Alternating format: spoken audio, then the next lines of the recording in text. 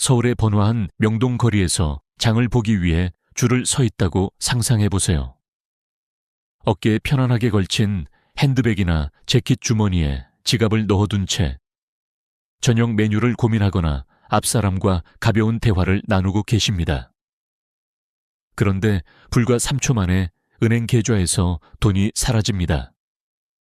누군가 부딪히지도 않았고 카드를 꺼내지도 않았으며 스마트폰에 알림도 울리지 않았습니다. 며칠 뒤 은행 장부를 확인하니 기억에 없는 작은 금액의 청구가 줄줄이 나타납니다. 이미 피해는 발생한 후입니다. 이 악몽 같은 상황은 골드탭 사기라는 이름으로 불리며 한국 전역에서 빠르게 퍼지고 있는 가장 불안한 사기 수법 중 하나입니다. 특히 어르신들이 주요 타깃이 되고 있습니다. 왜냐하면 많은 어르신들이 체크카드나 신용카드를 쉽게 접근할 수 있는 곳, 핸드백의 바깥 주머니, 느슨한 지갑, 코트 주머니에 보관하시기 때문입니다. 범죄자들은 여러분이 편리함을 중시한다는 점을 악용합니다. 커피숍이나 배달기사들이 사용하는 것과 같은 휴대용 결제 단말기를 이용해 오시나 가방을 통해 카드를 충전할 수 있습니다. 피해인 번호를 입력할 필요도 없습니다. 마치 공상과학 영화처럼 들리지만 이는 현실입니다. 기술이 우리를 배신하는 순간입니다. 탭 투 페이, 탑 투 페이. 결제 방식은 어떻게 작동할까요? 은행과 상점들은 이를 최고의 편리함으로 홍보했습니다. 카드를 단말기 근처에 대기만 하면 거래가 즉시 완료됩니다. 카드를 스와이프하거나 삽입할 필요도, PIN을 입력할 필요도 없습니다. 하지만 여기에는 함정이 있습니다. 합법적인 사업체가 할 수 있다면 적절한 장비를 가진 범죄자도 가능합니다. 이런 단말기는 희귀하지 않습니다. 온라인 쇼핑몰에서 누구나 10만 원 내외로 구입할 수 있습니다. 일부는 스마트폰만큼 자가 재킷 주머니에 숨기기 쉽습니다. 범죄자가 붐비는 지하철, 약국, 전통시장에서 충분히 가까이 다가오기만 하면 됩니다. 여러분은 보지도 듣지도 못합니다. 하지만 카드의 안테나는 끊임없이 결제 준비 완료라는 신호를 보내고 있습니다. 가장 섬뜩한 점은 단 한 번의 골드탭이 3만 원에서 5만 원 정도로 대부분 은행의 사기 탐지 기준을 넘지 않는다는 것입니다. 하지만 범죄자들은 한 번으로 멈추지 않습니다. 아침에 동네 시장에서, 오후에 약국에서, 저녁 러시아워 지하철에서 여러 번 공격할 수 있습니다. 이상을 눈치챌 때쯤 단일 거래가 아니라 수십만 원이 사라진 클러스터를 발견합니다. 물리적인 카드를 훔치지 않았기 때문에 많은 피해자들이 처음에는 자신을 의심합니다. 온라인에서 뭔가를 샀다가 잊었나? 지난주 점심때 결제한 건가? 범죄자들은 바로 이 망설임을 노립니다. 생각해보세요. 한국에서 발급된 거의 모든 현대 체크카드와 신용카드는 NFC 근거리 무선통신 기능을 탑재하고 있습니다. 카드에 작은 물결 모양의 기호가 있다면 무선 결제가 가능하다는 뜻입니다. 편리하지만 카드가 끊임없이 신호를 방출한다는 의미이기도 합니다.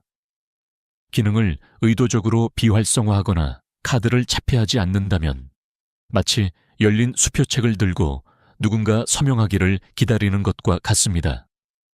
최근 부산에 사는 퇴직 간호사 김영희 씨 74세와 이야기를 나눴습니다. 그녀는 부산 서면의 한 축제에 다녀온 후 18만 원의 미스터리 청구를 발견했습니다. 모든 구매는 6만 원 미만으로 방문하지 않은 상점에서 발생했습니다. 은행에 전화했더니 거래가 유효해 보인다는 답변을 들었습니다. 칩과 탭 기술이 설계대로 작동했기 때문입니다. 김영희 씨는 충격받았습니다. 지갑에서 카드를 꺼낸 적도 없는데요. 하지만 이것이 골드탭 사기의 본질입니다. 카드가 손에 있는데도 돈이 사라집니다. 이 사기는 어두운 골목이나 해외에서만 일어나는 것이 아닙니다. 서울의 약국, 지하철, 교회, 대형마트에서 일어납니다.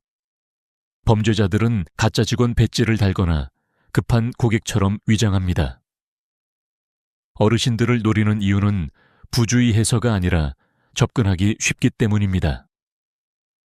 이 위협의 규모를 깨닫는 순간 분비는 공간을 예전처럼 보지 못하게 됩니다. 이 메시지는 매우 중요합니다. 보호 없이 체크카드를 들고 다니는 것은 서울처럼 번잡한 도시에서 현관문을 열어둔 것과 같습니다. 오늘은 아무도 들어오지 않을 수 있지만 결국 누군가는 들어옵니다. 한국 전역의 어르신들이 이 교훈을 힘들게 배우고 있습니다. 제 목표는 여러분이 쉽게 배우도록 돕는 것입니다. 소중한 돈이 사라지기 전에. 왜 어르신들이 주요 타깃일까요? 범죄자들은 무작위로 사람을 고르지 않습니다. 그들은 기회, 습관, 패턴을 찾습니다. 안타깝게도 한국의 어르신들은 이 패턴에 딱 맞습니다. 부주의해서가 아니라 일상이 예측 가능하기 때문입니다. 여러분이 소지품을 어떻게 들고 다니시는지 생각해 보세요. 많은 어르신들이 지갑을 코트 주머니나 팔에 느슨하게 걸친 핸드백에 넣으십니다. 약국 카운터에서 영수증을 찾느라 가방을 내려놓으실 수 있습니다. 도서관에서 게시판을 읽으며 지갑을 테이블에 올려놓으실 수 있습니다. 지하철에서 핸드백이 뒤에 있는 낯선 사람과 몇 인치 떨어져 있을 수 있습니다. 이러한 일상적인 순간들이 숨겨진 결제 단말기를 가진 범죄자에게 완벽한 기회를 제공합니다. 지갑을 훔치거나 주의를 분산시킬 필요 없습니다. 단 3초 동안 가까이 다가가기만 하면 됩니다. 기술에 대한 친숙도도 문제입니다. 대부분의 어르신들은 탭투페이가 무엇인지 아십니다. 마트 계산대에서 보셨을 겁니다. 하지만 카드가 지갑에 있어도 이 기능이 항상 켜져 있다는 사실을 모르시는 분이 많습니다. 스와이프나 삽입과 달리 탭 결제는 의식적인 행동이 필요 없습니다. 카드는 범위 내의 어떤 기기에든 신호를 보냅니다. 범죄자들은 이 오해를 악용합니다.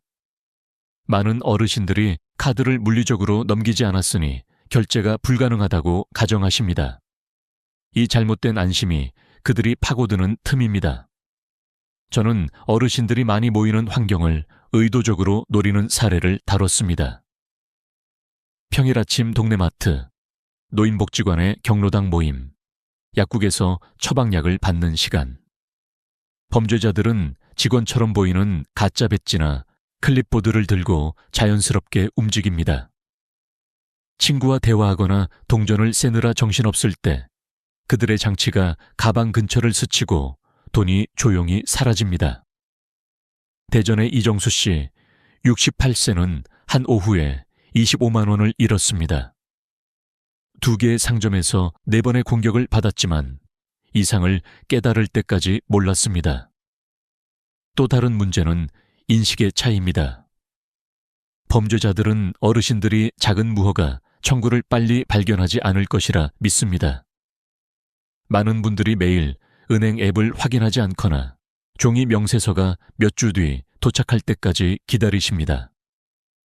이 지연은 범죄자들에게 황금 같은 시간입니다. 10만 원 미만으로 여러 번 공격할 수 있고 은행의 사기 탐지 시스템에 걸리지 않습니다. 광주의 한 여성, 박미경 씨, 70세는 거의 한 달 동안 골드탭 청구를 모르고 60만 원을 잃었습니다. 4만 원 여기, 6만 원 저기 방문하지 않은 상점에서 발생한 청구들이었습니다. 한국의 어르신들은 젊은이들보다 더 조심스러운 경우가 많습니다. 지출을 꼼꼼히 확인하시고 영수증을 2번 점검하시며 지갑을 안전하게 들고 다니십니다. 하지만 골드탭은 이 모든 경계를 우회합니다.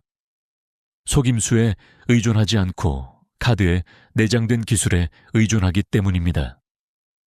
범죄자들은 경계심이 강한 어르신들도 24시간 신호를 방출하는 시스템에 취약하다는 것을 알고 있습니다. 이 타깃팅이 특히 교활한 이유는 보이지 않는 느낌 때문입니다. 피해자들은 종종 자신을 의심합니다. 커피를 샀다가 잊었나? 체크아웃에서 실수로 탭했나? 이런 자책은 범죄자들에게 유리합니다. 자신을 의심할수록 계좌가 더 오래 비워집니다. 명확히 말씀드리자면 한국에서 60세 이상이시라면 이 사기의 최전선에 계십니다. 약점 때문이 아니라 예측 가능성 때문입니다. 범죄자들은 여러분의 일상, 기술에 대한 신뢰, 지연된 발견을 노립니다. 따라서 지식이 힘입니다. 어떻게, 왜 타깃이 되는지 이해하면 통제를 되찾을 수 있습니다. 의심스러운 청구를 발견했다고 해서 싸움이 끝나는 것은 아닙니다.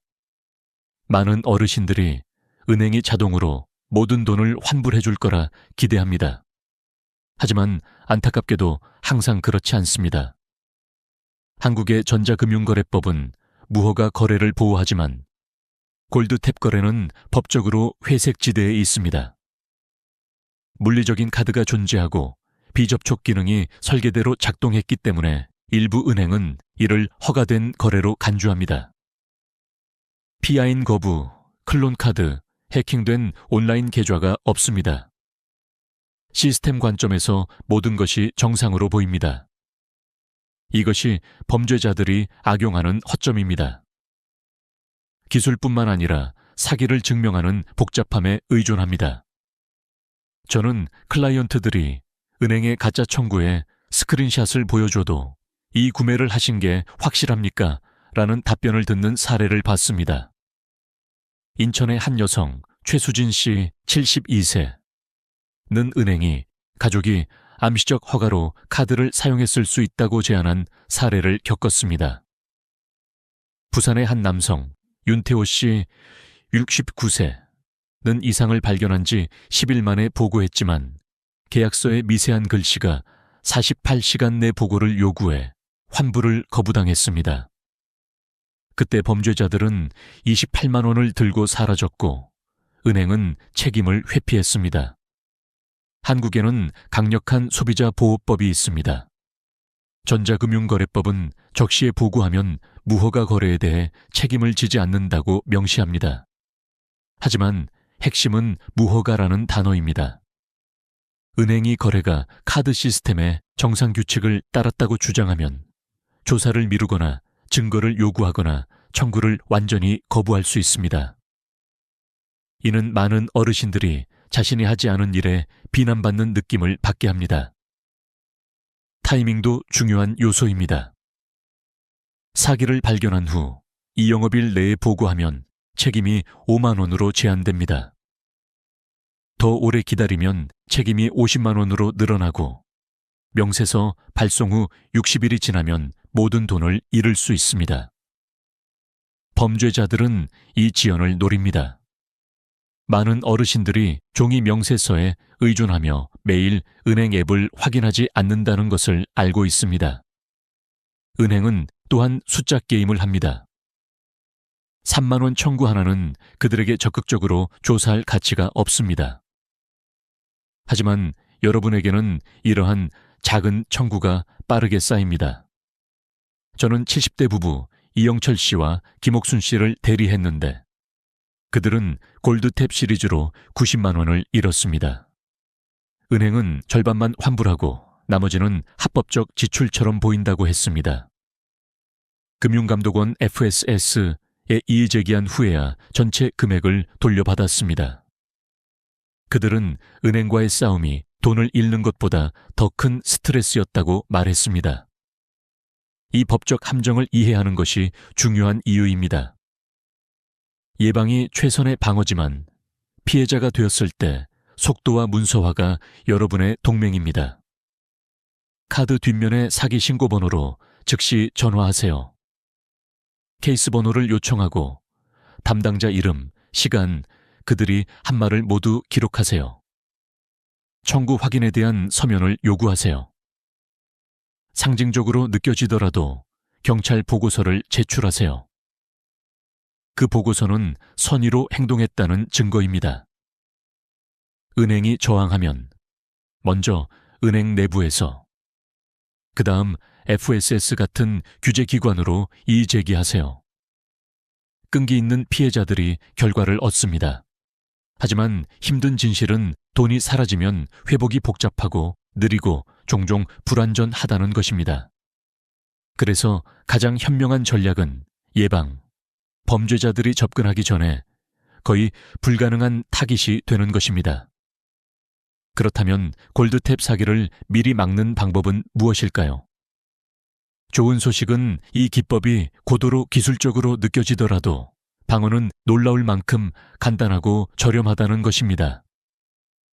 범죄자들은 카드에 탭투페이 기능이 항상 활성화되어 있고 쉽게 접근할 수 있는 방식으로 카드를 들고 다닌다는 두 가지를 이용합니다. 이 가정 중 하나만 깨도 여러분은 극도로 어려운 타깃이 됩니다. 첫 번째이자 가장 효과적인 방어는 물리적 보호입니다. RFID 차단 슬리브나 지갑은 카드의 무선 신호가 새지 않도록 방패 역할을 합니다. 범죄자가 결제 단말기를 가방에 대더라도 카드는 침묵합니다. 이러한 제품은 사치품이 아닙니다. 쿠팡이나 11번가 같은 온라인 쇼핑몰, 대형마트, 심지어 동네 문구점에서 5,000원에 구할 수 있습니다. 여러 카드를 들고 다니신다면 모두 보호하세요. 체크카드, 신용카드, 티머니 같은 교통카드까지. 카드에 물결 기호가 있다면 취약합니다. 저는 대전의 한 경로당에서 워크숍 후 12명의 어르신들이 함께 RFID 슬리브를 구매한 사례를 조언했습니다. 6개월 후 한 여성은 지하철에서 친구가 골드탭 피해를 입었지만 자신은 슬리브 덕분에 안전했다고 자랑스럽게 말했습니다. 두 번째 방어는 비접촉 결제 기능을 완전히 비활성화하는 것입니다. 체크아웃에서 카드를 삽입하고 PIN을 입력하는데 몇 초 더 걸리지만 골드탭 위협을 완전히 제거합니다. 한국의 많은 은행, KB국민은행, 신한은행, 하나은행, 은전화 한 통이나 모바일 뱅킹 앱으로 이 기능을 끌 수 있게 합니다. 예를 들어 카카오뱅크 앱에서는 카드 관리 메뉴로 들어가 비접촉 결제를 비활성화할 수 있습니다. 온라인 쇼핑을 거의 하지 않고 보안을 속도보다 중시하는 어르신들에게 특히 안심이 됩니다. 광주의 퇴역군인 박철수 씨 71세 는 5초 더 걸리는 게 50만 원 잃는 것보다 낫다고 했습니다.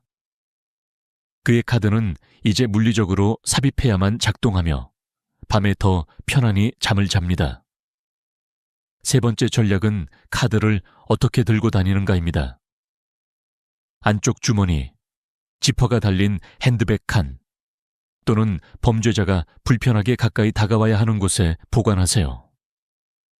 골드탭은 사람들이 자연스럽게 스치는 붐비는 공간에서 번창합니다. 서울 지하철, 2호선 러시아워나 명동거리, 전통시장처럼요. 카드가 더 깊이 묻혀 있다면 여러분은 더 이상 쉬운 타깃이 아닙니다. 범반주의, 자들은 빠르고 저위험한 타격을 원합니다. 그들을 힘들게 하면 다른 사람으로 넘어갑니다. 저는 서울의 한 어르신, 윤미영 씨, 97세, 에게 가방을 항상 몸 앞쪽에 두라고 조언했습니다. 그녀는 이후 홍대 근처에서 쇼핑 중 안전했다고 말했습니다. 네 번째 습관은 계좌에 대한 경계입니다. 매일 은행 앱을 열어 최근 거래를 훑어보세요. 1분도 걸리지 않습니다. 골드탭 도둑들은 의도적으로 10만 원 미만, 종종 2만 5만 원으로 유지해 무시되기를 바랍니다. 절대 그러지 마세요. 의심스러운 거래가 보이면 즉시 행동하세요. 카드 뒷면에 사기 신고 번호로 전화하고 케이스 번호를 요구하며 모든 것을 문서화하세요. 속도가 모든 차이를 만듭니다. 제 클라이언트 중 한 명, 부산의 정은주 씨, 59세는 32,000원의 이상 청구를 발견하고 같은 날 보고해 은행이 48시간 내에 환불했습니다. 그 신속함이 추가 피해를 막았습니다. 만약 모든 예방책에도 불구하고 피해자가 된다면 어떻게 해야 할까요? 첫 번째로 은행에 사기 신고 부서에 전화해 카드를 즉시 잠그세요. 보고에 대한 서면 확인을 요청하세요. 그 다음 경찰서에 가서 보고서를 작성하세요. 모든 작은 범죄자를 추적하지는 않더라도 이는 케이스를 강화하는 공식 기록입니다. 모든 것을 문서화하세요. 시간, 담당자 이름, 청구, 스크린샷. 은행이 저항하면 FSS 금융감독원 외 온라인 신고 시스템을 통해 이의 제기하세요. 체계적이고 끈기 있는 피해자들이 결과를 얻습니다. 예를 들어 인천의 한 부부는 80만 원 피해를 입었지만 FSS에 신고하고 3개월간 싸운 끝에 전액 환불받았습니다. 그들은 자녀의 도움을 받아 앱 설정을 변경하고 이후 안전했다고 전했습니다. 예방은 단순한 도구나 앱이 아니라 마음가짐에 관한 것입니다. 골드탭 사기는 비밀과 놀라움으로 번창합니다. 그 작동 방식을 이해하고 기본적인 단계를 취하면 범죄자들의 이점을 빼앗을 수 있습니다. RFID, 차단 슬리브, 비활성화된 탭 기능, 더 안전한 지갑 보관 방식, 매일 거래 확인. 이것들로 여러분은 사실상 면역이 됩니다. 이 모든 것을 실천하면 어떤 느낌일지 상상해 보세요. 분비는 마트에서 불안하지 않고 이상 청구를 두려워하지 않으며 은행이 의심하는 답변에 좌절하지 않습니다. 대신 여러분은 통제력을 가집니다. 여러분은 준비되어 있습니다. 이제 여러분께 도전 과제를 드리인세. RFID 차단 슬리브 구매. 오늘 밤 잠들기 전에 쿠팡이나 11번개에서 5,000원짜리 RFID 차단 슬리브를 주문하세요. 가족이나 자녀에게 도움을 요청할 수도 있습니다. 비접촉 결제 비활성화. 은행에 전화하거나 앱에서 탭투페이 기능을 끄세요. 예를 들어 신한은행 앱에서는 카드 설정, 비접촉 결제, 비활성화를 선택하세요. 안전한 보관. 카드를 지퍼 달린 주머니나 안쪽 포켓에 넣어 범죄자가 접근하기 어렵게 하세요. 일일 계좌 확인. 매일 카카오뱅크나 네이버페이 앱으로 거래를 확인하세요. 알림을 설정하면 더 편리합니다. 이 간단한 단계들은 부담이 아니라 방패입니다. 이를 통해 여러분은 가장 쉬운 타깃에서 가장 어려운 타깃으로 바뀝니다. 이 경고가 눈을 뜨게 했다면 이 메시지를 가족, 이웃, 친구와 공유하세요. 골드탭 사기는 침묵 속에서만 작동합니다. 함께 인식을 퍼뜨리고 습관을 만들어 이 보이지 않는 도둑질이 여러분과 소중한 사람들에게 절대 닿지 않도록 합시다. 안전하게, 경계하며 지내세요. 여러분은 범죄자들이 믿고 싶어 하는 것보다 훨씬 큰 보호의 힘을 가지고 있습니다. 여러분, 한번 생각해 보세요. 대화를 나누는 순간 어떤 사람과는 정말 편안하고 자연스럽게 말이 흘러가고 마치 오랜 친구처럼 모든 게 잘 맞는 느낌이 들죠. 그런데 또 다른 사람과는 뭔가 어색하고 불편한 감정을 느낍니다. 말이 막히고 뭔가 틀어진 것 같은 기분이 드는 거죠. 여러분은 왜 그런 차이가 나는지 궁금하지 않으신가요? 그냥 성격 차이겠지 라고 생각할 수 있지만 사실 그게 전부는 아닙니다. 대화에서 느끼는 그 차이는 우리가 사용하는 언어와 표현에서 시작됩니다. 같은 상황, 같은 말을 하더라도 그 말을 받는 사람의 기분은 천차만별일 수 있습니다. 왜 그럴까요? 바로 우리가 사용하는 언어가 상대방의 감정을 어떻게 다룰지에 큰 영향을 미치기 때문입니다. 여러분은 실수했을 때 어떻게 대처하고 싶으세요? 괜찮아, 그럴 수도 있지 라고 말하는 사람에게는 편안함을 느끼겠죠. 반대로 왜 그걸 실수했어? 라고 말하는 사람에게는 더 불안하고 불편한 기분이 들 수밖에 없습니다. 이런 차이가 대화에서 어떤 변화를 일으키는지 여러분도 한번 느껴본 적이 있지 않나요? 이제 여기서 중요한 질문이 생깁니다. 대화에서 상대방을 편안하게 만들어주는 말은 무엇일까요? 바로 괜찮아, 신경 쓰지 마, 그럴 수도 있어 와 같은 간단한 말들이 사람의 마음을 열 수 있다는 점입니다. 그런데 반대로 왜 그랬어? 같은 말은 마음의 문을 닫게 만들죠. 이러한 말들이 우리에게 주는 영향은 생각보다 큽니다. 사실 우리는 대화를 할 때 자주 단순히 말한 것이 상대방에게 어떻게 전달될지 생각하지 않고 이야기하곤 합니다. 하지만 대화의 핵심은 말의 의도와 의미가르가 아니라 상대방이 그 말을 들었을 때 어떤 감정을 느끼게 되느냐에 달려 있습니다. 예를 들어 실수한 사람에게 왜 그랬어? 라고 말하는 대신 괜찮아, 그런 일도 있지. 다음에는 더 잘할 거야. 라고 말하는 것이 얼마나 큰 차이를 만들 수 있는지 한번 생각해 보세요. 이렇게 말하는 사람은 실수를 용납해주고 상대방이 더 이상 자책하지 않도록 도와줍니다. 그 말 한마디로 상대방의 마음을 열 수 있고 그 사람은 더 이상 부끄러움이나 죄책감을 느끼지 않고 상황을 넘길 수 있게 됩니다. 하지만 그 반대, 왜 그랬어? 라는 말 한마디는 상대방을 움츠러들게 하고 더욱 불안하게 만들 수 있습니다. 그 사람은 계속해서 실수에 대해 생각하고 자신감을 잃게 될 것입니다. 그래서 대화에서 정말 중요한 것은 상대방의 감정을 배려하는 것입니다.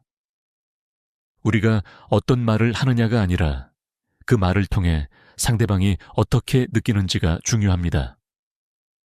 대화는 단순히 정보를 주고받는 과정이 아닙니다. 우리가 사용하는 언어는 상대방의 감정을 어떻게 다룰 것인지에 대한 중요한 키를 쥐고 있습니다. 만약 우리가 상대방의 마음을 여는 말을 할 수 있다면 그 사람은 더 이상 불편함을 느끼지 않고 마음을 열어 이야기를 나누게 될 것입니다. 사실 대화에서 가장 중요한 언어는 공감의 언어입니다. 사람들은 자신이 실수하거나 어색한 상황에 처했을 때 자신을 비난하기보다는 괜찮아, 그럴 수도 있지 라는 말을 듣고 싶어 합니다. 이런 말을 들으면 그 사람은 자기 자신을 용서하고 다시 상황을 자연스럽게 풀어갈 수 있습니다. 반면에 왜 그랬어? 라는 말은 그 사람을 자책하게 만들고 대화의 흐름을 끊어버리게 만듭니다. 여러분, 우리가 대화에서 진정으로 중요한 것은 상대방의 마음을 열게 하는 것입니다. 그 사람이 실수했을 때 혹은 어색한 상황에 처했을 때 그 사람의 감정을 이해하고 배려하는 언어를 사용한다면 대화는 훨씬 자연스럽고 원활하게 진행될 것입니다. 이제 우리가 상대방의 감정을 어떻게 다루고 어떤 언어로 공감할 수 있는지에 대해 생각해 보아야 할 때입니다. 대화에서 진정한 소통은 상대방이 자신을 이해받고 있다는 느낌을 받을 때 시작됩니다. 괜찮아, 그럴 수도 있지. 라는 말 한마디로 상대방은 자신의 실수를 용서할 수 있는 힘을 얻고 더 이상 두려워하지 않게 됩니다. 그러므로 우리가 대화할 때 꼭 기억해야 할 점은 상대방의 감정을 존중하고 공감하는 말을 선택하는 것입니다. 이제 다음에는 어떤 말들이 상대방을 더 불안하게 만들고 관계를 어색하게 만드는지에 대해 더 알아보겠습니다. 불편한 대화의 함정을 피하는 법에 대해 이야기할 차례입니다. 앞서 말씀드린 것처럼 대화에서 중요한 것은 단순히 정보를 주고받는 것이 아니라 상대방의 감정을 이해하고 배려하는 언어를 사용하는 것입니다. 우리가 실수나 어색한 상황에서 상대방에게 어떤 말을 건네느냐가 그 사람의 마음을 여는 중요한 키가 됩니다. 이제 그 언어들이 어떻게 사람들의 마음을 변화시킬 수 있는지 살펴보겠습니다. 예를 들어 누구나 실수를 합니다. 여러분도 실수한 경험이 있을 겁니다. 그럴 때 누구나 불안하고 죄책감을 느끼기 마련입니다. 실수로 인해 자기 자신에 대한 신뢰가 깨지기도 하고 다른 사람에게 미안한 마음이 들기도 합니다. 그래서 중요한 것은 그 사람이 실수했을 때 어떻게 그 사람을 위로해 주느냐입니다. 괜찮아. 그럴 수도 있지. 라는 말은 상대방에게 부담을 덜어주는 말입니다. 그것만으로 상대방은 자신의 실수를 용서하고 더 이상 그 실수에 대해 걱정하지 않게 됩니다. 이렇게 간단한 말 한마디로 불안감을 해소해 줄 수 있다는 점이 중요합니다. 그런데 만약 상대방이 실수한 후에 왜 그렇게 실수했어? 라는 말을 듣는다면 어떨까요? 그 사람은 자기 자신을 더 자책하게 되고 불안이 커지게 됩니다. 실수를 반복하지 않으려고 더 긴장하게 되죠. 이런 상황에서 그럴 수도 있지 라는 말을 들으면 그 사람은 긴장이 풀리고 자신감을 다시 찾게 됩니다. 실수는 누구나 할 수 있는 일입니다. 그래서 실수한 사람에게 어떤 말을 하느냐에 따라 그 사람의 감정과 대화의 분위기가 완전히 달라집니다. 괜찮아. 그럴 수도 있지. 라는 말은 그 사람의 불안을 덜어주고 자신감을 회복시켜줍니다. 그 말을 들은 사람은 이제 실수에 대한 두려움 대신 다음에 더 잘할 수 있다는 믿음을 가지게 됩니다. 이러한 공감의 언어는 실수에만 한정되지 않습니다. 우리가 일상에서 자주 겪는 불안, 걱정, 스트레스 같은 감정에도 똑같이 적용됩니다. 예를 들어, 중요한 발표를 앞둔 사람, 혹은 중요한 시험을 앞두고 긴장하고 있는 사람에게 어떻게 말을 건넬까요? 괜찮아, 잘 할 수 있을 거야. 긴장하는 건 자연스러운 거니까 걱정하지 마. 라는 말은 그 사람에게 불안을 인정하고 공감하는 말입니다.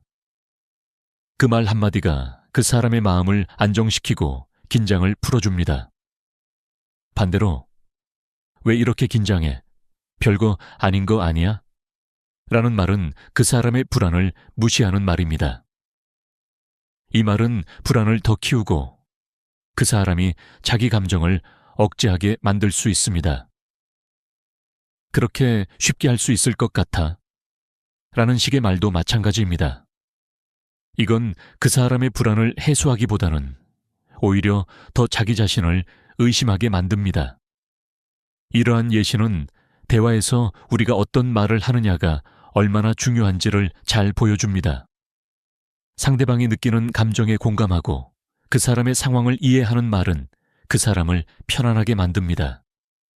공감이란 상대방의 감정을 인정하고 그 사람이 지금 느끼는 감정을 그대로 받아들이는 것입니다. 이런 말은 상대방에게 진심을 전달하며 그 사람의 불안을 해소하고 마음을 열게 합니다. 또한 우리가 불안한 상황에서 건넬 수 있는 말은 단순히 위로의 차원을 넘어서 상대방의 자신감 회복을 돕는 중요한 역할을 합니다. 발표나 시험을 앞둔 사람에게 긴장돼도 괜찮아. 너라면 잘 할 거야. 라고 말하는 것은 그 사람에게 자신감을 심어주는 매우 중요한 말입니다. 그 사람은 자신의 불안감을 인정받고 자신이 잘할 수 있다는 믿음을 가지게 됩니다. 반대로, 왜 그렇게 긴장해? 라며 불안감을 무시하는 말은 그 사람을 더욱 위축되게 만듭니다. 이처럼 우리가 사용하는 언어는 단순히 말 그대로의 의미를 넘어 상대방의 감정에 깊은 영향을 미칩니다. 우리가 상대방에게 건네는 말 한마디가 그 사람을 불안에서 벗어나게 하고 다시 마음을 가다듬게 만듭니다. 그러므로 대화에서 중요한 점은 상대방의 감정을 인정하고 존중하는 것입니다. 불안이나 긴장을 해소하고 사람의 마음을 열게 하는 말은 그 사람과의 관계를 더욱 깊고 의미 있는 것으로 만들어줄 수 있습니다. 이제 대화에서 어떤 말을 건네야 마음을 여는 대화를 할 수 있을지 생각해 봤습니다. 중요한 것은 상대방이 불안하거나 실수한 상황에서 어떤 말을 건네느냐에 달려 있습니다. 그 말 한마디가 그 사람에게 큰 위로가 될 수 있고 대화의 분위기를 완전히 바꿀 수 있습니다. 그렇다면 앞으로 우리가 대화할 때 어떤 말이 상대방에게 힘이 될 수 있을지 더 깊이 고민하고 항상 상대방의 마음을 열 수 있는 말을 찾으려고 노력해야겠습니다. 이제 불안과 실수 외에도 억울하거나 지친 상황에서 어떤 말을 건넬지에 대해 이야기해 보겠습니다. 사람은 힘들고 지쳤을 때 정말 필요한 말이 무엇인지도 중요합니다. 계속해서 그 상황을 어떻게 공감하고 이해할 수 있을지 살펴보겠습니다. 우리가 대화에서 사용하는 언어는 때때로 상대방의 마음을 열기도 하고 때때로 그 마음을 닫게 만듭니다. 특히 상대방이 억울하거나 지친 상황에 처했을 때 우리는 어떻게 말을 해야 할까요? 상대방이 억울하거나 너무 지쳐있는 상황에서 잘못된 말 한마디는 상대방을 더욱 힘들게 만들고 관계를 위태롭게 할 수 있습니다. 지금부터 어떤 말들이 상대방을 더 힘들게 만드는지, 그리고 어떻게 말해야 더 나은 관계를 유지할 수 있는지에 대해 알아보겠습니다. 억울한 상황에서 피해야 할 말, 누구나 억울한 순간을 경험한 적이 있을 것입니다. 특히 본인이 잘못한 것도 아닌데 잘못된 일이 자신에게 돌아오면 얼마나 억울하고 속상할까요? 예를 들어 직장에서 억울하게 책임을 지게 되었을 때, 또는 가족 간에 잘못된 정보가 전해져서 자신에게 불리한 상황이 벌어졌을 때 우리는 종종 답답한 마음에 왜 이렇게 억울해? 혹은 그냥 참아. 다들 그렇잖아. 라고 말하기도 합니다. 하지만 이러한 말은 상대방의 억울함을 무시하는 것입니다. 억울한 사람에게 필요한 것은 그럴 만도 하다. 그 상황에서는 정말 속상했겠다. 같은 공감의 말입니다. 이러한 말은 상대방이 느끼는 감정을 인정하고 그 사람이 겪은 감정을 함께 느껴주는 것입니다. 그래서 억울한 사람은 자기 감정을 제대로 표현할 수 있고 마음의 짐을 조금 덜 수 있습니다. 반면 그냥 참아, 다들 그런다고 라는 말은 상대방의 감정을 가볍게 여기고 그 사람의 감정을 무시하는 말입니다. 이런 말은 억울한 사람을 더욱 위축시키고 자신이 제대로 이해받지 못하고 있다는 느낌을 들게 만듭니다. 왜 이렇게 억울해? 라는 질문도 마찬가지입니다. 이는 상대방이 억울한 이유를 제대로 설명할 기회도 주지 않으며 그 사람의 감정을 인정하지 않는 태도로 비춰질 수 있습니다. 억울한 상황에서 가장 중요한 것은 상대방의 감정을 인정하고 이해하는 것입니다. 그럴 만도 하다. 그 상황에서 얼마나 힘들었을지 이해해. 라는 말은 상대방에게 진심으로 공감한다는 메시지를 전달하며 그 사람이 자신의 감정을 풀고 마음을 조금씩 치유할 수 있게 돕습니다. 지친 사람에게 건네는 위로의 말 다음은 지친 사람에게 어떻게 말을 건넬지에 대한 이야기입니다. 요즘은 모두 바쁘고 스트레스가 많고 체력적으로나 정신적으로나 지친 상태에서 살아갑니다. 특히 과중한 업무와 책임을 떠맡고 있는 사람들은 체력과 정신이 고갈될 때가 많습니다. 이런 사람에게는 그냥 버티면 돼. 혹은 다들 그렇게 힘들잖아. 라는 말은 전혀 도움이 되지 않습니다. 지친 사람에게 그럴 수도 있지. 그동안 정말 많이 힘들었겠네. 라는 말은 상대방이 겪은 고통을 진심으로 이해하는 표현입니다. 이 말은 상대방에게 그동안 자신이 혼자서 힘든 시간을 보냈다는 것에 대한 인정을 받아들이는 기회를 주며 자신의 감정이 무시되지 않았다는 느낌을 받게 해줍니다. 반대로 너만 힘든 게 아니잖아. 그냥 참아. 라는 말은 상대방이 겪는 힘듦을 경시하는 표현입니다. 이런 말은 그 사람의 기분을 더 나쁘게 만들고 혼자서 고통을 참으라는 압박감을 줄 수 있습니다. 사람이 지쳤을 때 충고보다는 공감이 더 중요합니다. 지금 많이 힘들겠다. 내가 도와줄 수 있는 일이 있으면 말해. 라는 말은 그 사람이 혼자가 아니라는 느낌을 주고 그 사람의 마음을 조금 더 편안하게 만듭니다. 이 말은 감정적인 지원을 나타내며 그 사람이 진정으로 필요로 하는 심리적인 지원을 제공하는 것입니다. 공감 없는 말은 관계를 단절시킨다. 이제 중요한 사실을 알아두셔야 합니다. 공감 없는 말은 결국 상대방과의 관계를 멀어지게 만듭니다. 사람은 자기 감정을 이해해주는 사람에게 마음을 열고 그 사람과 더 깊은 관계를 형성합니다. 그러나 자신이 겪고 있는 고통을 가볍게 여기는 말을 들으면 그 사람은 자신의 감정을 숨기게 되고 결국 관계를 단절할 수 있습니다. 예를 들어, 너 그렇게 힘든 거 아니야.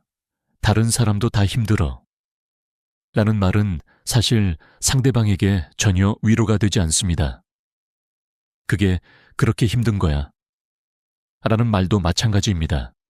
이는 그 사람의 힘듦을 무시하고 자신만의 기준으로 상대방을 평가하는 말입니다. 상대방은 점차 그 사람에게 자기 이야기를 꺼내지 않게 되고 결국 그 사람과의 관계가 서서히 멀어질 수밖에 없습니다.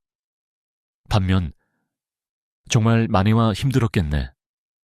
나도 네가 얼마나 힘든지 이해해. 라는 말은 상대방에게 자신의 감정을 이해해주는 사람이 있다는 것을 확실히 전달할 수 있습니다. 이 말은 상대방의 마음을 열게 하고 그 사람에게 편안함을 줍니다. 마무리 대화에서 어떤 말을 하느냐가 관계의 성패를 결정지을 수 있습니다. 특히 상대방이 억울하거나 지쳤을 때 공감의 말을 건네는 것이 중요합니다. 우리가 아무리 좋은 의도로 말을 한다 해도 그 말이 상대방의 감정을 해치지 않도록 신경 써야 합니다. 그리고 상대방의 감정을 진심으로 이해하고 공감하는 말이 그 사람과의 관계를 더욱 돈독하게 만들어줍니다. 이제 여러분이 대화할 때 상대방의 감정을 배려하고 공감하는 말을 꼭 기억해 주세요.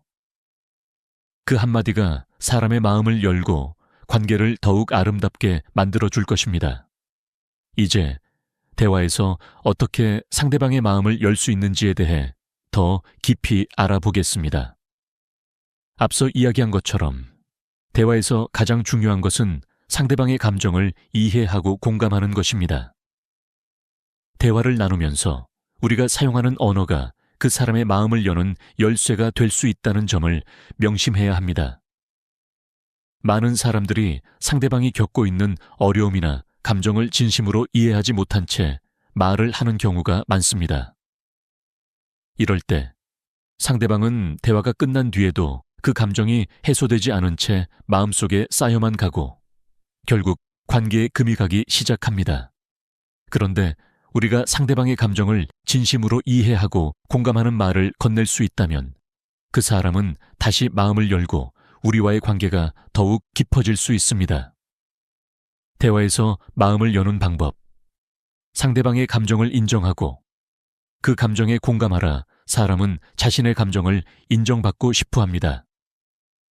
특히 힘든 상황을 겪고 있는 사람들은 그들의 감정을 누군가에게 받아들여지고 너가 느끼는 감정이 틀리지 않아 라는 메시지를 전달받길 원합니다.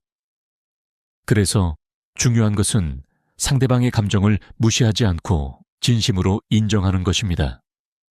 예를 들어 누군가 슬프거나 좌절한 상황에서 왜 이렇게 슬퍼해? 라고 묻는 것은 그 사람의 감정을 억누르는 말입니다. 이 상황에서 너가 얼마나 힘들었을지 이해해. 라고 말하는 것이 훨씬 더 상대방의 마음을 여는 말이 됩니다.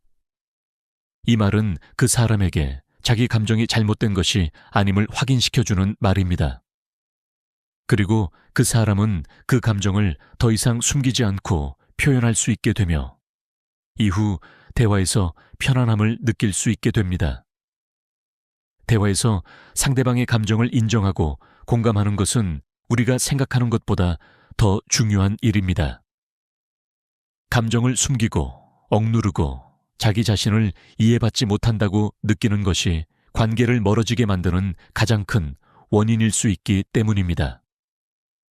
상대방의 감정을 깊이 이해하고 표현하는 것, 사람들이 대화에서 불편함을 느끼는 이유는 그들이 느끼는 감정을 적절하게 표현하지 못하거나 그 감정이 무시당했다라고 느끼기 때문입니다.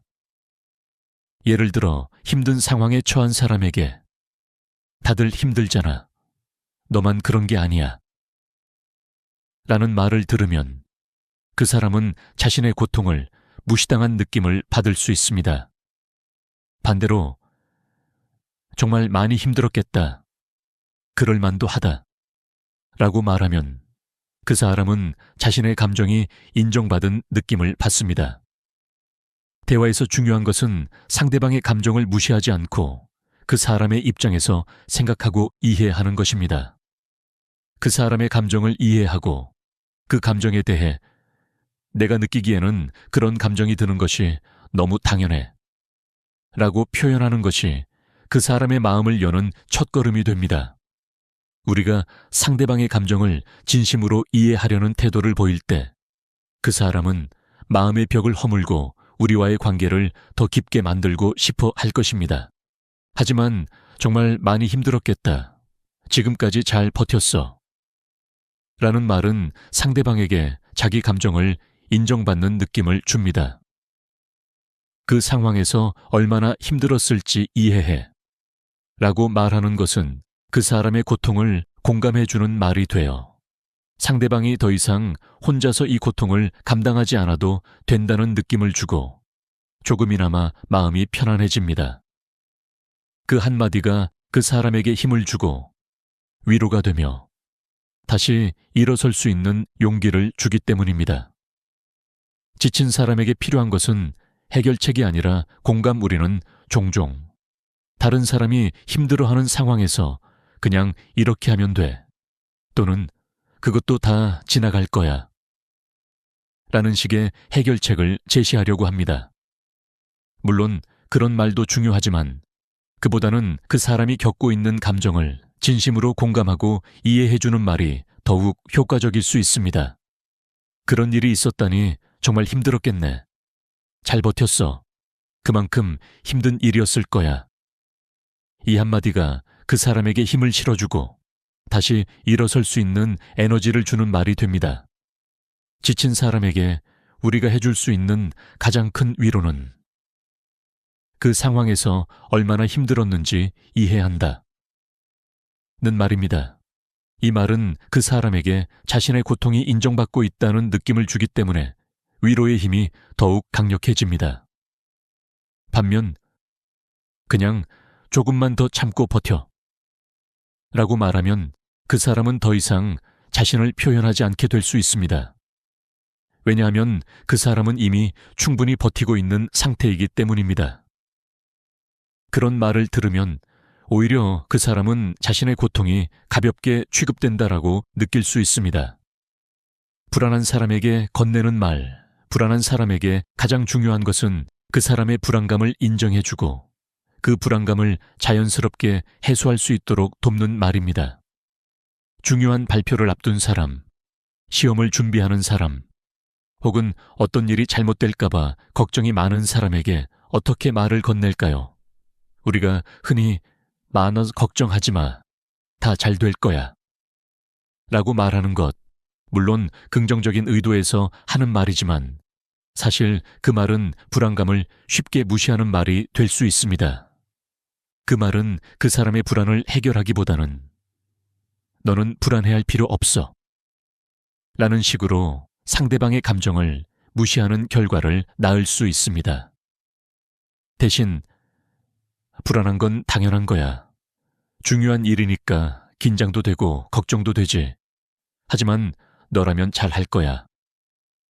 라고 말하는 것이 훨씬 더 효과적입니다. 이 말은 그 사람의 불안감을 인정하고 그 불안이 자연스럽다는 것을 이해해주며 그 불안을 해결할 수 있는 힘이 그 사람에게 있다는 메시지를 전달합니다. 걱정되는 부분이 뭐야? 네가 걱정하는 게 무엇인지 말해봐. 라고 말하면 그 사람은 불안의 원인을 스스로 정리하고 그 불안을 덜어내는 과정을 겪을 수 있게 됩니다. 또한 긴장하는 건 자연스러운 거니까 너라면 잘 해낼 수 있을 거야. 라는 말을 들으면 그 사람은 자신감을 얻고 다시 평온을 되찾을 수 있습니다. 실수와 불안 속에서도 위로와 격려가 중요하다. 때때로 실수나 불안으로 가득 찬 상황에서는 단순히 해결책을 찾으려 하거나 그냥 그렇게 해 라는 식의 명령적인 말보다는 상대방의 감정을 먼저 인정하고 공감해주는 말이 훨씬 중요합니다. 우리는 누군가가 실수나 실패를 겪고 있을 때 그 사람의 감정을 존중하고 위로하는 태도를 보일 때 그 사람은 점차적으로 자신감을 되찾고 그 상황을 헤쳐나갈 힘을 얻게 됩니다. 특히 불안한 사람에게는 그 불안감이 인정되고 존중받을 때 그 사람은 자신을 더 이상 부정하지 않게 되고 자신의 감정을 표현할 수 있는 용기를 얻게 됩니다. 이를 통해 우리가 상대방에게 건네는 말 한마디가 얼마나 중요한지 알 수 있습니다. 위로와 격려는 단순한 말이 아니라 그 사람의 마음을 여는 강력한 도구가 됩니다. 마무리 사람들은 위로와 격려가 필요할 때 진심으로 그들의 감정을 이해하고 인정하는 말 한마디를 들을 때 마음의 짐을 덜고 다시 일어설 수 있습니다. 우리가 대화할 때 상대방의 감정을 공감하고 그 감정을 존중하는 언어를 사용하는 것이 그 사람의 마음을 여는 첫걸음입니다. 이러한 언어는 단순한 위로를 넘어서 그 사람의 삶에 긍정적인 영향을 미치고 자신감을 북돋워주는 말이 됩니다. 이제 우리가 대화할 때 상대방의 감정을 이해하고 공감하는 한마디가 얼마나 중요한지 알게 되었기를 바랍니다. 다음에는 불안한 상황에서 상대방에게 더 효과적인 격려의 방법에 대해 다뤄보겠습니다. 대화에서 중요한 것은 단순히 말을 주고받는 것이 아니라 상대방의 감정을 어떻게 이해하고 공감하는가입니다. 특히 우리가 실수나 어려운 상황에 처한 사람과 대화를 나눌 때 그 사람의 마음을 여는 방법을 알고 있다는 것은 관계를 더욱 깊고 강하게 만들 수 있는 중요한 열쇠가 됩니다.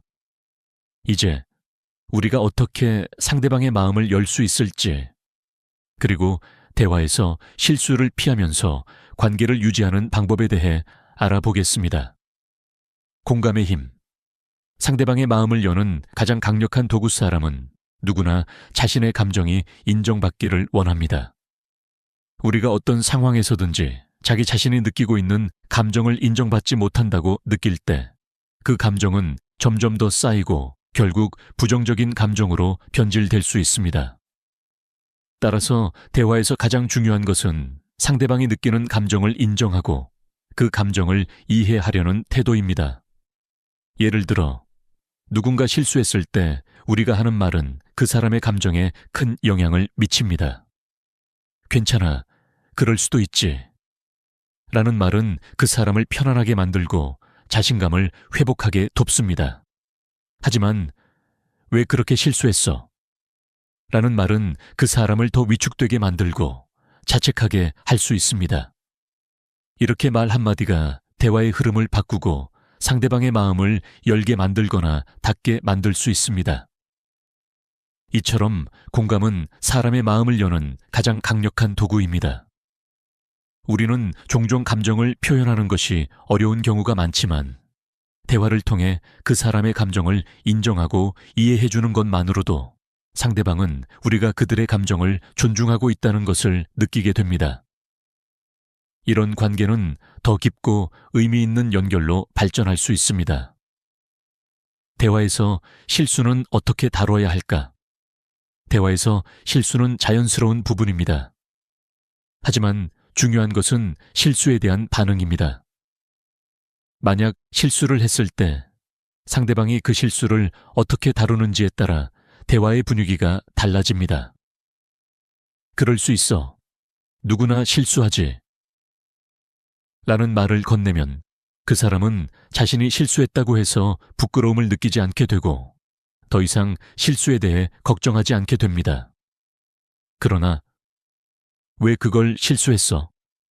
라거나 또 그랬어? 라는 말은 그 사람을 더욱 부끄럽게 만들고 자신감을 떨어뜨릴 수 있습니다.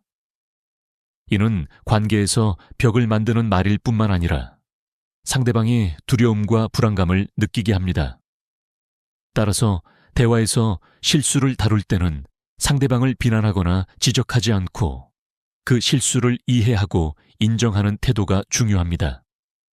상대방이 실수했을 때 괜찮아, 다음에는 더 잘할 수 있을 거야 라는 말 한마디로 상대방은 자신을 더 이상 자책하지 않게 되고 다시 일어설 수 있는 용기를 얻게 됩니다.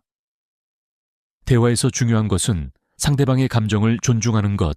상대방의 감정을 존중하는 것은 단순히 그 사람이 원하는 말을 해주는 것이 아닙니다. 중요한 것은 상대방이 느끼는 감정에 진심으로 공감하고 그 감정을 존중하는 태도를 보이는 것입니다. 대화에서 상대방의 감정을 존중하지 않으면 그 사람은 점차적으로 우리의 말과 행동에 대해 불신을 가지게 될 수 있습니다.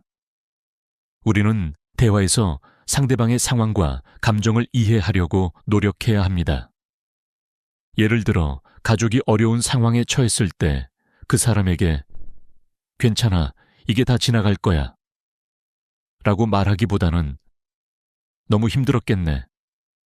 내가 네 마음을 충분히 이해해미 라고 말하는 것이 훨씬 더 효과적입니다. 이 말은 그 사람에게 자기 감정이 인정받았다는 느낌을 주며 더 이상 감정을 숨기지 않게 만듭니다. 공감과 이해는 관계를 더 깊고 강하게 만든다. 공감은 대화에서 상대방과의 관계를 깊고 강하게 만드는 중요한 요소입니다. 우리가 상대방의 감정을 인정하고 그 사람의 입장에서 생각하려는 태도를 보일 때 그 사람은 자신이 정말로 이해받고 있다고 느끼게 됩니다. 이렇게 상대방의 감정을 존중하고 공감하는 태도를 가지면 더 깊은 신뢰와 이해가 생기고 관계가 한층 더 강해집니다. 예를 들어 직장에서 동료가 어려운 상황에 처했을 때 그 사람이 겪고 있는 감정을 이해하고 공감하는 태도를 보인다면 그 동료는 더 이상 자신을 혼자서 감당하지 않게 되고 더 큰 신뢰를 느끼게 됩니다. 결국 상대방이 자신을 진심으로 이해하고 있다라고 느끼는 대화는 관계를 더욱 견고하게 만들 수 있습니다. 마음을 여는 대화는 신뢰를 쌓는 과정이다. 마음을 여는 대화는 상대방과 신뢰를 쌓는 과정입니다. 대화는 단순히 정보를 교환하는 것이 아니라 서로의 감정을 나누는 과정입니다. 그래서 우리는 대화할 때 상대방이 느끼는 감정을 항상 염두에 두어야 합니다. 상대방의 마음을 여는 대화는 그 사람을 진심으로 이해하고 공감하는 과정에서 시작됩니다. 이 과정에서 진심으로 상대방을 배려하고 그 사람의 감정을 존중하는 태도를 취할 때 우리는 더 깊은 관계를 맺을 수 있습니다. 대화에서 마음을 여는 것은 시간과 노력이 필요하지만 그 결과는 반드시 더 강한 신뢰와 깊은 관계로 돌아옵니다.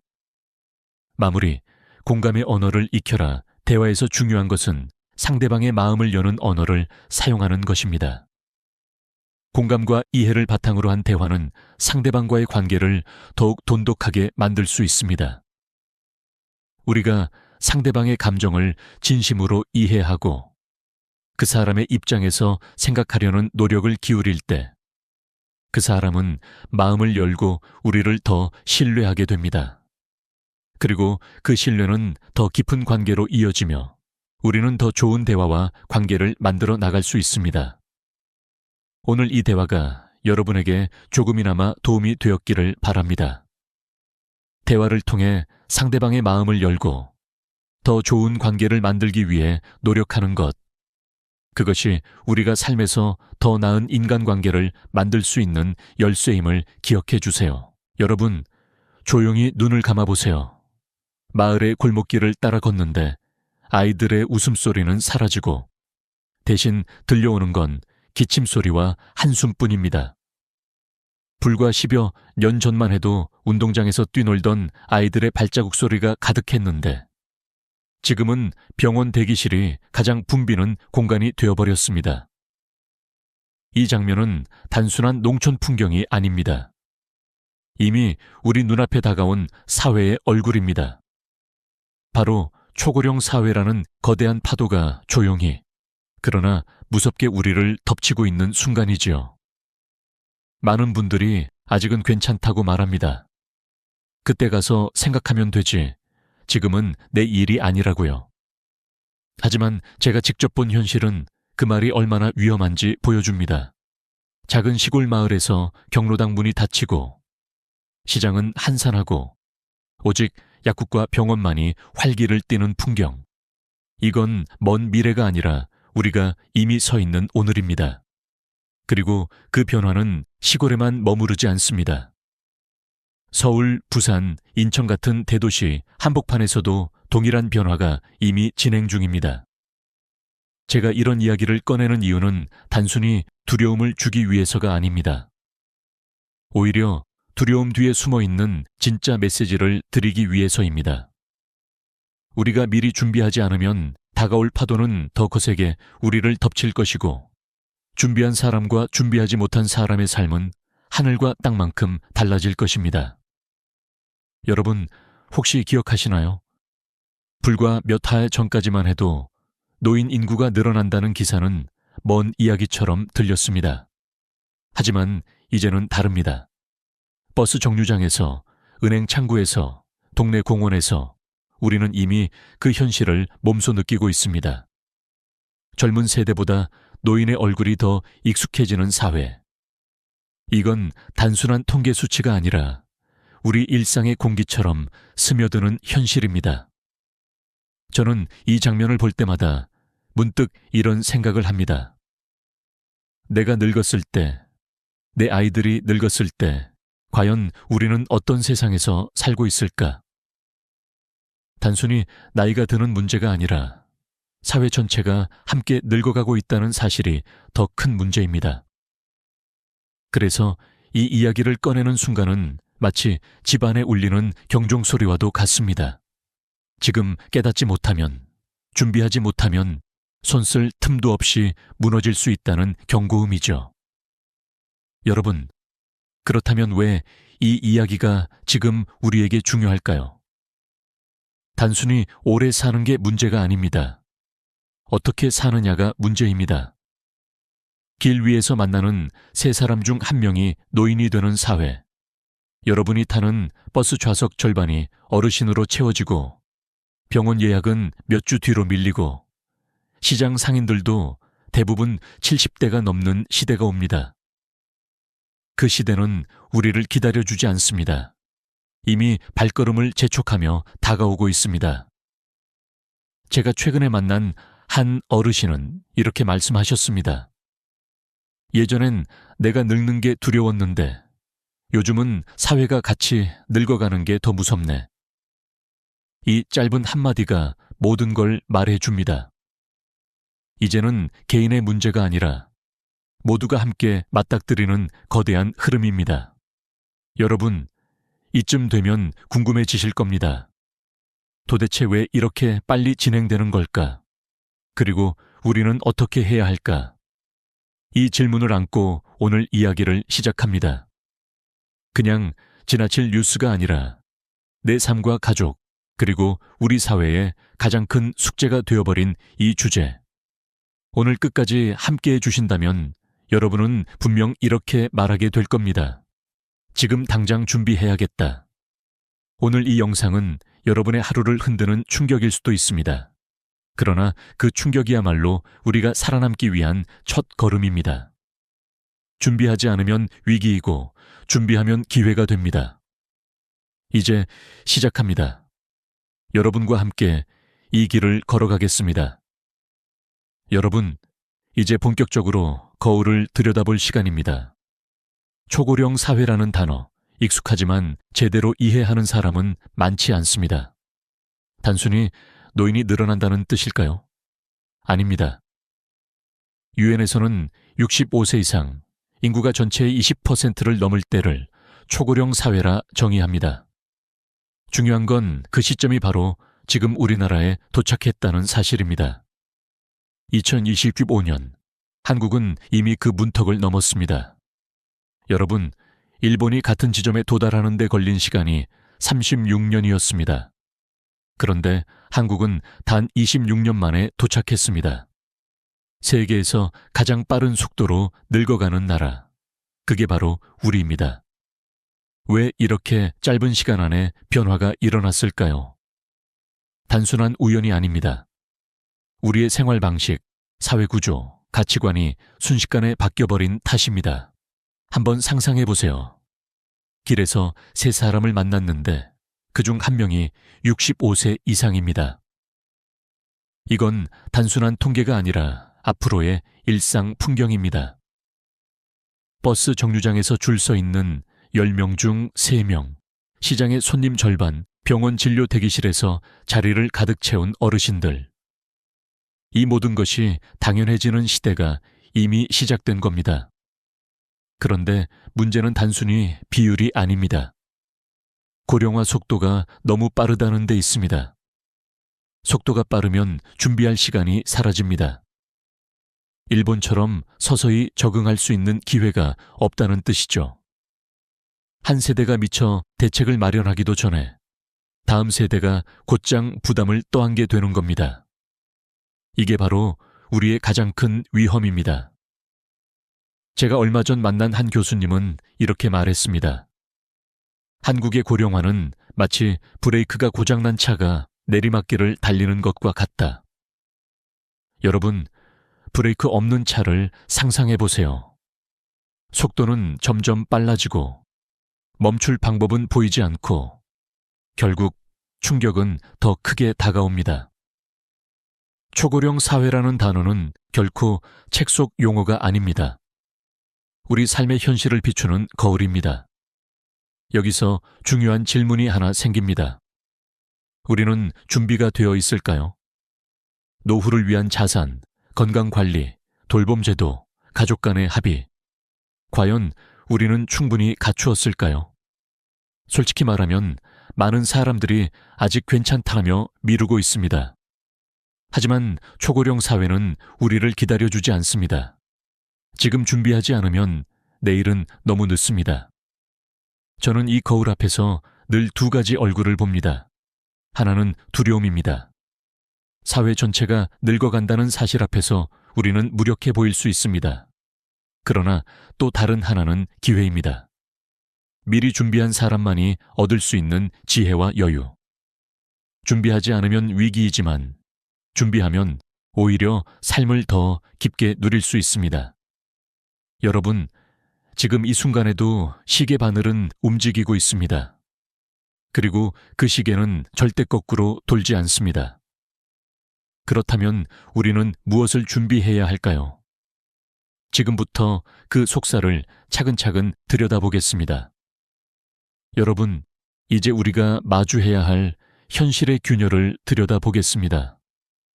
초고령 사회는 단순히 나이 든 사람이 많아진다는 문제가 아닙니다. 그 밑바닥에는 이미 세 가지 거대한 금이가 있습니다. 경제, 의료, 그리고 고립. 이 세 가지 균열은 조용히, 그러나 무섭게 우리의 삶을 흔들고 있습니다. 첫째, 경제의 균열입니다. 일할 사람은 줄어드는데 돌봄이 필요한 사람은 점점 늘어나고 있습니다. 노동 인구가 줄면 세금을 낼 사람도 줄어듭니다. 세수가 줄어든다는 건 곧 국가 재정의 기반이 흔들린다는 뜻입니다. 그런데 아이러니하게도 복지 지출은 늘어납니다. 노인의 의료비, 연금, 간병비가 계속 올라가기 때문이지요. 결국 이 모든 부담은 누구에게 전가될까요? 바로 지금 일하고 있는 젊은 세대입니다. 내가 낸 세금이 다 어디로 가는 거지? 라는 불만이 쌓이고 우리는 살아온 세월이 있는데 왜 이렇게 홀대받나? 라는 억울함이 커집니다. 이 갈등의 씨앗은 세대를 가르고 사회 신뢰를 허물게 됩니다. 둘째, 의료 시스템의 균열입니다. 여러분도 이미 느끼셨을 겁니다. 예전에는 병원에 가면 바로 진료를 받았는데 이제는 대기표를 뽑고 오래 기다려야 합니다. 일부 지역에서는 병원 예약이 2, 3주 뒤로 밀리고 간병인을 구하려면 최소 한 달을 기다려야 하는 상황입니다. 이는 단순한 불편이 아니라 생명을 위협하는 문제입니다. 병이 악화되기 전에 진료를 받아야 하는데 기다리다가 기회를 놓치게 되는 경우가 많아지고 있습니다. 의료 시스템이 흔들리면 사회 전체의 불안은 걷잡을 수 없이 커집니다. 셋째, 고립과 외로움의 균열입니다. 통계청 자료에 따르면 65세 이상 1인 가구 비율은 불과 10년 만에 2배 이상 늘었습니다. 나이 들면 자연스럽게 친구와 동료가 줄고 자녀들도 각자 바빠지면서 만남이 줄어듭니다. 결국 하루 종일 대화 한마디 못하고 지내는 날이 많아지는 겁니다. 심리학에서는 이를 사회적 단절이라고 부릅니다. 그런데 이 단절이 길어지면 우울증, 인지기능, 저하, 심지어 사망률까지 높아진다는 연구 결과가 있습니다. 즉, 고립은 단순히 마음의 문제를 넘어 생존의 문제로 이어집니다. 여러분, 이 세 가지 균열은 이미 우리 곁에 다가와 있습니다. 젊은 세대는 경제적 부담으로, 노인은 외로움과 건강 악화로 고통을 겪습니다. 그리고 사회 전체는 점점 더 깊은 불신과 갈등 속으로 빠져듭니다. 제가 아는 한 가정도 비슷한 일을 겪었습니다. 부모님이 치매 판정을 받으셨는데 형제 자매끼리 누가 더 돌볼지, 비용은 누가 더 부담할지를 두고 심한 갈등이 일어났습니다. 평생 함께 웃고 울던 가족이었는데 결국 관계가 틀어지고 말았습니다. 초고령 사회의 균열은 이렇게 개인과 가족, 사회를 동시에 흔듭니다. 여러분, 우리가 이 문제를 외면하면 어떻게 될까요? 균열은 점점 더 깊어지고 결국 사회는 무너집니다. 하지만 이 균열을 직시하고 준비한다면 오히려 튼튼한 다리가 될 수 있습니다. 이제 중요한 건 원인을 아는 일입니다. 왜 이렇게 빨리 금이 가고 있는 걸까요? 다음으로 그 이유를 깊이 파헤쳐 보겠습니다. 여러분, 그렇다면 왜 이렇게 빠르게 무너지고 있는 걸까요? 한국의 고령화는 단순히 자연스러운 흐름이 아닙니다. 그 뒤에는 뚜렷한 원인들이 숨어 있습니다. 가장 큰 이유는 바로 출산율입니다. 올해 우리나라의 합계 출산율은 6.7명대, 세계 최저 수준입니다. OECD 국가들 중 꼴찌라는 사실 이미 여러 번 뉴스를 통해 들으셨을 겁니다. 하지만 그 수치가 단순한 숫자가 아니라는 점이 중요합니다. 아이가 태어나지 않는다는 건 곧 미래 노동 인구가 사라진다는 의미이고 동시에 사회는 급격하게 늙어간다는 뜻이기도 합니다. 여러분, 예전에는 결혼과 출산이 자연스러운 삶의 과정이었습니다. 그러나 이제는 다릅니다. 젊은 세대는 치솟는 집값, 불안정한 일자리, 교육비 부담 때문에 결혼 자체를 미루거나 포기합니다. 결혼을 해도 아이를 낳지 않는 경우가 많아졌습니다. 아이를 키우는 것이 행복이 아니라 짐으로 여겨지기 시작한 겁니다. 그래서 인구 구조는 더 가파르게 기울고 있습니다. 또 하나의 이유는 사회적 가치관의 변화입니다. 과거에는 가족이라는 울타리가 당연했습니다. 부모 세대가 늙으면 자녀가 돌보는 것이 자연스럽다고 여겨졌지요. 그러나 지금은 각자 도생의 시대입니다. 자녀 세대는 자기 삶을 지키는 데 급급하고 부모 세대도 미안함과 체념 속에서 점점 홀로 서기를 선택합니다. 결국 서로 기대지도 지탱하지도 못한 채 모두가 고립되는 길을 걷게 되는 겁니다. 저는 여기서 한 가지 개인적인 경험을 나누고 싶습니다. 몇 해 전 한 친구의 아버지가 갑작스럽게 쓰러지셨습니다. 가족들은 모두 충격을 받았지만 더 큰 문제는 누가 돌볼 것인가 였습니다. 형제들은 각자 생계와 자녀 양육에 치여 있었고 결국 서로에게 책임을 떠넘기다 갈등이 심해졌습니다. 우리 집만의 일이겠지 하고 싶었지만 사실 이런 이야기는 우리 사회 곳곳에서 이미 벌어지고 있는 현실입니다.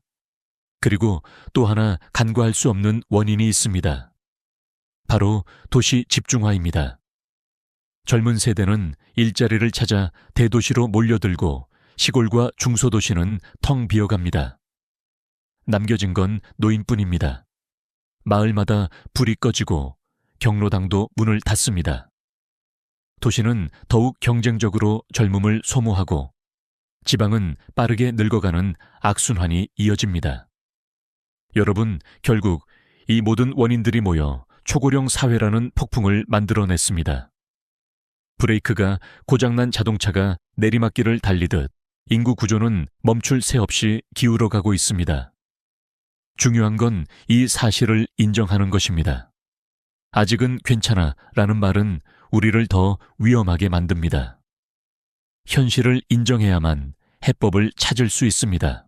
그렇다면 희망은 없을까요? 아닙니다. 우리보다 먼저 이 길을 걸은 나라들이 있습니다. 그들이 어떻게 위기를 버텨냈는지를 살펴본다면 우리에게도 길이 보입니다.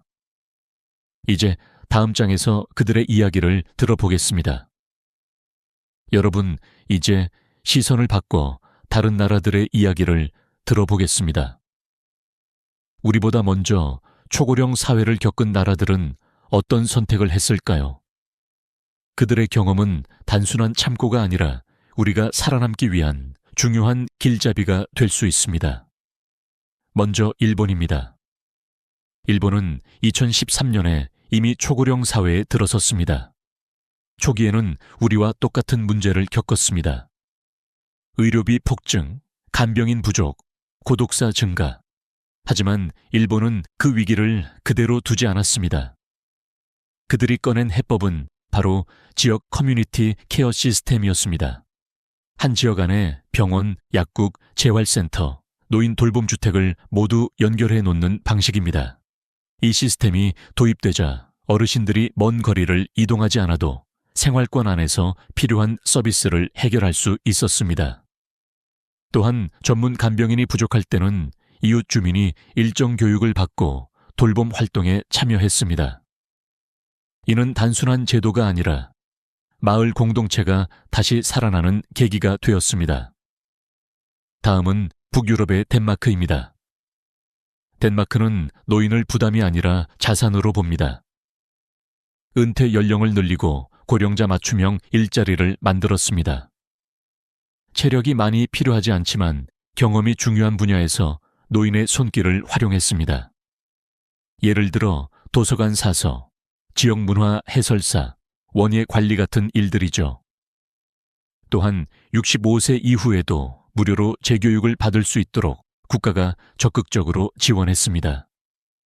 그 결과 덴마크의 70대 취업률은 OECD 평균보다 훨씬 높고 노인 빈곤율은 7%대에 불과합니다. 이를 계속한다는 건 단순히 돈의 문제가 아닙니다. 내가 누군가에게 필요하다는 감각, 사회와 연결되어 있다는 자부심이야말로 정서적 건강의 핵심입니다. 우리나라 안에서도 희망적인 사례들이 있습니다. 전라남도의 한 농촌 마을에서는 마을 회관을 공동돌봄센터로 전환했습니다. 여기서는 어르신들이 함께 식사를 하고 주 3회 간호사가 건강을 체크합니다. 혼자 살던 어르신이 갑자기 쓰러져도 함께 있던 사람들이 바로 발견해 병원으로 연결해 줍니다. 또 경기도 일부 지자체에서는 실버 창업 지원 프로그램을 운영합니다. 전통 먹거리 판매, 수공예, 소규모 텃밭 재배 등 작지만 안정적인 수익이 나는 아이템을 지원하고 판매처까지 연결해 줍니다. 노인이 단순히 소비자가 아니라 생산자가 되는 구조를 만든 것이죠. 이 모든 사례들의 공통점은 세 가지입니다. 첫째, 고립을 막는 사회적 연결망을 만든다. 둘째, 노인의 경험과 시간을 자원으로 활용한다. 셋째, 의료와 돌봄의 접근성을 생활권 안으로 끌어온다. 이 세 가지는 국가든 지자체든 심지어 한 가족 단위에서도 적용할 수 있는 원칙입니다. 여러분, 다른 나라와 지역의 사례를 들으면 이런 생각이 들 수 있습니다. 거긴 특별하니까 가능한 거 아니야? 하지만 중요한 건 완벽한 제도를 그대로 가져오는 게 아닙니다. 그 속에 담긴 정신을 배우는 겁니다. 일본은 공동체의 힘을 살렸고, 덴마크는 노인을 자원으로 보았습니다. 그리고 우리나라 일부 마을은 작은 공간에서 돌봄의 씨앗을 키워냈습니다. 결국 해답은 멀리 있지 않습니다. 바로 우리가 사는 동네, 우리가 사는 집, 그리고 우리 자신의 선택 속에 있습니다. 이제 중요한 질문이 남습니다. 다른 나라나 다른 지역이 이렇게 했다는 건 알겠다. 그럼 나는, 우리 가족은 지금부터 무엇을 해야 할까? 이제부터는 개인, 가족, 그리고 사회 차원에서 우리가 당장 실천할 수 있는 구체적인 전략을 이야기해 보겠습니다. 여러분, 이제는 거대한 담론을 넘어 우리 각자의 삶으로 들어와야 합니다. 초고령 사회라는 거대한 파도 앞에서 개인, 가족, 그리고 사회가 어떻게 대비해야 할까요? 막연한 대책이 아니라 당장 오늘부터 실천할 수 있는 길을 이야기하겠습니다. 먼저 개인 차원입니다. 가장 중요한 건 건강입니다. 오래 사는 것 자체가 목표가 되어서는 안 됩니다. 중요한 건 얼마나 건강하게 오래 사느냐입니다. 기능적 수명, 즉 스스로 움직이고 걸을 수 있고 밥을 차려 먹을 수 있는 기간을 늘리는 게 핵심입니다. 여러분, 70세 이후에 골절 한 번이면 평균 회복 기간이 6개월 이상입니다. 그 사이 근육은 30% 넘게 줄어듭니다. 문제는 노년기에 이른 근육과 균형 감각은 거의 회복이 어렵다는 겁니다. 실제로 75세 이상 낙상 환자 10명 중 4명은 다시 혼자 생활하지 못합니다. 그렇다면 해답은 분명합니다. 주 3회 이상 근력 운동, 매일 30분 걷기, 간단한 균형 훈련을 습관화해야 합니다. 양치할 때 한 발로 서기, 눈 감고 10초 버티기 같은 단순한 습관이 평생을 지켜줄 수 있습니다. 재정적인 대비도 필수입니다. 은퇴 후 20월쯤 30년은 월급이 없는 장마철과 같습니다. 우산이 없으면 비를 맞고 고생할 수밖에 없습니다. 그래서 필요한 것이 바로 버킷 전략기입니다. 돈을 3개의 주머니에 나누는 겁니다. 첫 번째 주머니는 당장 3년 안에 쓸 돈, 안전한 예금이나 적금에 둡니다. 두 번째 주머니는 3년에서 10년 사이에 쓸 돈, 안정적인 채권이나 배당주에 둡니다. 세 번째 주머니는 10년 이후에 쓸 돈, 장기 성장이 가능한 ETF나 주식에 투자합니다. 이렇게 하면 당위 생활비부터 장기 자산 성장까지 한 번에 설계할 수 있습니다. 중요한 건 돈이 많고 저금이 아니라 흐름이 끊기지 않도록 만드는 것입니다. 연금이든 저축이든 매달 일정한 수입이 들어오게 해야 합니다. 여기에 기술이 더해져야 합니다. 요즘 세상은 디지털을 모르면 혜택을 놓치기 쉽습니다. 복지 신청, 병원 예약, 연금 조회까지 대부분이 온라인에서만 가능합니다. 스마트폰 결제, 온라인 병원 예약, 정부 복지 앱 사용, 화상 통화. 이 4가지는 반드시 익혀야 합니다. 젊은 세대에게는 당연한 일이지만 노년기에도 꼭 필요한 생존 기술입니다. 못 배우면 불편함을 넘어 손해가 됩니다. 배운다면 노후가 훨씬 넓어지고 안전해집니다. 다음은 가족 차원입니다. 초고령 사회에서 가장 큰 갈등 요인은 바로 누가 얼마나 돌볼 것인가입니다. 부모를 부양하는 문제를 막연히 생각하다가는 막상 닥쳤을 때 큰 갈등으로 이어집니다. 그래서 가족 회의를 통해 돌봄 역할을 미리 나누어야 합니다. 병원에 동행할 사람, 생활비를 지원할 사람, 일상적인 돌봄을 맡을 사람. 구체적으로 정하고 문서로 남겨두는 것이 필요합니다. A4 한 장이면 충분합니다. 단순한 메모라도 분쟁 가능성을 크게 줄여줍니다.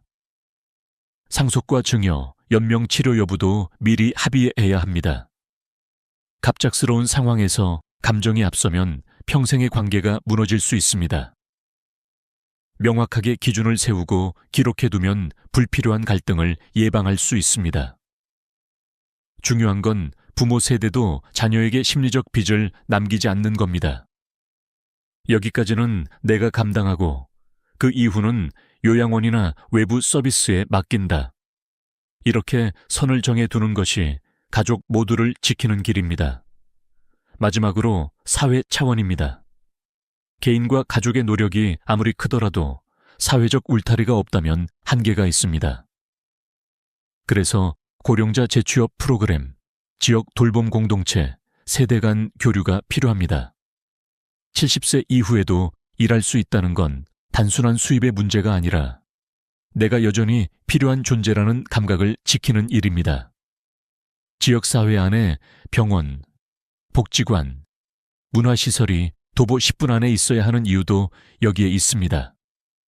거동이 조금 불편해져도 단절되지 않고 연결될 수 있어야 합니다. 여러분, 준비는 거창한 것이 아닙니다. 오늘 저녁 설거지 후 10분간 의자에 앉았다 일어서기를 해보세요. 스마트폰으로 정부 복지 앱을 한번 열어보세요. 가족끼리 한 장의 메모라도 남겨보세요. 그 작은 한 걸음이 10년 뒤 여러분의 삶을 전혀 다른 풍경으로 바꿀 수 있습니다. 이제 마지막으로 묻고 싶습니다. 늙는 건 누구에게나 주어진 운명입니다. 하지만 어떻게 늙을지는 우리의 선택입니다. 그렇다면 여러분은 어떤 선택을 하시겠습니까? 다음 장에서 그 해답을 함께 찾아가 보겠습니다. 여러분, 이제 마지막 순간입니다. 지금까지 우리는 초고령 사회라는 거대한 파도를 마주했고 그 안에서 개인과 가족, 사회가 어떻게 흔들리는지 보았습니다. 그러나 오늘 제가 여러분께 드리고 싶은 진짜 메시지는 단순한 두려움이 아닙니다. 바로 선택의 힘입니다. 늙는 건 누구에게나 주어진 길이지만 어떻게 늙을지는 우리의 선택이라는 사실입니다. 저는 오래전 한 노학자의 말을 잊지 못합니다. 나이 든다는 건 배워야 하는 일이다. 단순히 세월이 흐른다고 지혜가 쌓이는 게 아닙니다. 준비 없이 맞는 노년은 고통이 되지만 준비하며 배우는 노년은 오히려 축복이 됩니다. 여러분, 이 차이는 작게 시작하는 습관에서 비롯됩니다. 매일의 건강관리, 작은 저축, 가족과의 대화, 이웃과의 연결. 이 모든 것들이 모여 10년, 20년 뒤 여러분의 인생을 전혀 다른 모습으로 만들어 줄 것입니다. 여러분, 한번 상상해 보세요. 준비 없이 맞이한 80세의 삶은 어떤 모습일까요? 병원 대기실에서 하루를 보내고 경제적 부담에 허덕이고 혼자 쓸쓸히 식탁에 앉아있는 모습일지도 모릅니다. 그러나 준비한 80세의 삶은 다릅니다. 시장을 걸으며 친구와 웃고 자녀에게 부담이 아닌 든든한 존재로 남으며 새로운 기술을 배우며 세상과 연결되어 있는 모습일 것입니다. 같은 나이, 같은 세월이지만 준비의 유무가 이렇게나 큰 차이를 만듭니다. 이제는 질문을 바꿔야 합니다. 언제 늙을까가 아니라 나는 어떻게 늙을까입니다. 그리고 그 답은 오늘 여러분이 내딛는 작은 걸음 속에 있습니다. 건강을 위한 10분의 운동, 연금을 점검하는 짧은 시간, 가족과 나누는 대화 한마디. 그 한 걸음이 바로 여러분의 내일을 바꿉니다. 저는 오늘 이야기를 마무리하면서 다시 한번 묻고 싶습니다. 여러분이 생각하는 행복한 노년의 조건은 무엇입니까? 건강, 사랑하는 사람, 경제적 자유, 마음의 평화. 어떤 답이든 좋습니다. 중요한 건 지금부터 그 답을 향해 한 발을 내딛는 겁니다. 준비하지 않으면 위기지만 준비한다면 그건 새로운 시작입니다. 여러분, 오늘 이 영상이 단순한 지식이 아니라 마음속 울림으로 남기를 바랍니다. 누군가에게는 지금 당장 운동화를 꺼내 걷게 하는 계기가 되고 또 누군가에게는 가족과 대화의 자리를 만드는 이유가 되기를 바랍니다. 그리고 언젠가 오늘을 떠올리며 그때 시작하길 정말 잘했어 라는 말을 하실 수 있기를 바랍니다. 끝까지 함께 해주신 여러분께 깊은 감사를 드립니다. 이 영상이 도움이 되셨다면 소중한 분들과 공유해 주세요. 그리고 구독과 좋아요는 저에게 큰 힘이 됩니다. 여러분과의 연결이야말로 제가 이 길을 계속 걷게 하는 가장 큰 이유입니다. 우리 함께 배워가며 늙어가 봅시다. 준비된 노년, 행복한 노년으로 나아가는 길. 여러분, 오늘도 건강하고 평안한 하루 되시길 바랍니다.